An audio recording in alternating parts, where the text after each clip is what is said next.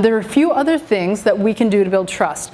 Taking the time, and we know that we need to take the time. We need to choose our battles wisely, but we need to choose. And the reason I put that there under trust is I think a lot of times by style, we have a tendency to pick every battle. Like, I'm going to fight that one too, and I'm going to fight that one. And I think that when we build trust with people, we know when to let go of something. We know when to say, actually, I realize that your talents and your abilities are this, and I'm good with that, and it's different than mine. And I'm not going to pick that battle, but I'm going to pick this other battle that's really important.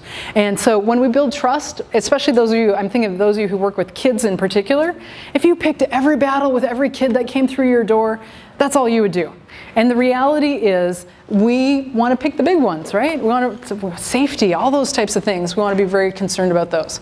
The third thing that we can do to think about building trust is value and affirm other people's talents and abilities and their gifting and their voice, especially in the hard moments. If you've had a disagreement with somebody, and we've all done it, right? Where we've had a disagreement with somebody and walk away, and later on you come back and you're like, you were right.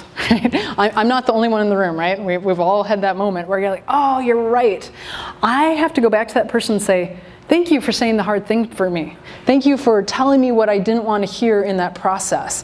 I know that it's your voice that changes and influences me for the better in this process. And so I think that that's one of the ways we can build trust is when we've kind of crossed over the line from, healthy relationship to unhealthy.